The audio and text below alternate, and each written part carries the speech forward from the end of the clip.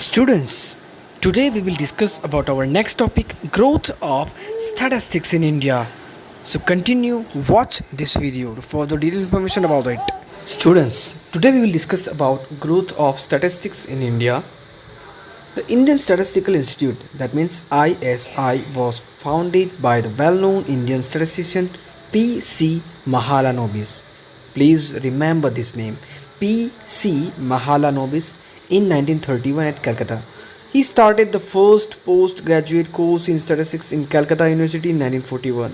पहला भारत देश का पोस्ट ग्रेजुएट यानी पीजी कोर्स इन स्टैटिस्टिक्स जो कलकत्ता यूनिवर्सिटी के अंदर स्टार्ट किया था 1941 के अंदर. The government had approved national sample survey proposed by Mahalanobis in 1950 and the first round of data collection took place in October 1950. यहाँ पर बात हो रही है एनएसएस की, okay, national sample survey NSS, जो महालानोबिस के द्वारा ही प्रपोज किया था, उनके द्वारा ही उसकी सलाह दी गई थी, जो 1950 अक्टूबर के अंदर इसका यूज़ हुआ था, डेटा कलेक्ट हुआ था. Indian agriculture statistics research institute यानी IASRI is another institute which contributed a lot in the development of statistics in India. India के अंदर दूसरी भी एक IASRI इनकी एग्रीकल्चर स्टैटिस्टिक्स रिसर्च इंस्टीट्यूट, जिस इंस्टीट्यूट ने भी कंट्रीब्यूट किया था डेवलपमेंट ऑफ स्टैटिस्टिक्स के लिए. In 1935, W.F. Wilcox listed over 100 definitions of statistics based on the meaning, scope and limitations of the subject. The definition of subject statistics according to Croxton and Cowden is on under. अब exam में पूछ सकते हैं, write the definition of Croxton and Cowden. Do you have to write this definition? Statistics is the science which deals with the collection, analysis and interpretation of numerical data.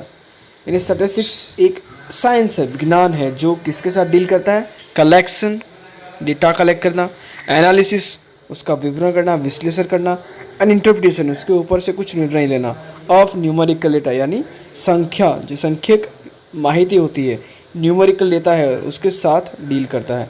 Nowadays, statistics is not only useful for quantitative data, but also for qualitative data and are considered as an independent part of scientific methods. दो new word है आपके लिए, quantitative and qualitative. Quantitative जिसके अंदर quantity दी होती है, जो numerical होती है, यानी कि 1 2 3 4 5 1 kg 2 kg 1 litre metre centimetre. And qualitative data second thing that is quality बताती है, good, better, best, okay. Industrial statistics had a branch of statistics operations research OR was used in the military projects during the Second World War. In India, OR, that is operational research, came into existence in 1949 with the opening of an OR unit at the Regional Research Laboratory in Hyderabad. For national planning and survey in 1953 at the ISI Calcutta, P.C. Mahalanobis formulated the second 5-year plan with the help of OR, that is operational research techniques. OR techniques can be also be useful for government to maximize the per capita income with minimum resources in the industry to decide optimum allocation of various resources such as man, machines, etc. In marketing to decide the size of the stock to meet the future demand. OR techniques बहुत ही useful होती है government के लिए, तो maximise the per capita income यानी per head income और minimum resources को कैसे यूज़ करना है. और इंडस्ट्री के अंदर भी ऑप्टिमम एलोकेशन ऑफ रिसोर्सेज, अलग अलग रिसोर्स को कैसे एलोकेट करना है, कैसे डिस्ट्रीब्यूट करना है इन अलग अलग सेक्टर्स, मैन एंड मशीन्स. तो ये सारे, और स्टॉक की साइज़ डिसाइड करने के लिए, मार्केट में स्टॉक की साइज़ कितनी रखती है फ्यूचर डिमांड के लिए, तो OR टेक्निक यूज़ होती है. Thus, considering the use of statistics in recent times, its importance cannot be ignored. The constructive development in statistical studies has considerably increased its scope and importance. तो इसी तरह ये OR और उसके अंदर statistics बहुत ही important है, उसको ignore नहीं कर सकते उसको. और constructive development के लिए statistical study बहुत ज़रूरी है, ताकि उसका scope increase हो, उसका important increase हो. You have to write this definition in your notebook. Thank you very much. We will discuss about qualitative data and quantitative data in our next video lecture. Thank you very much.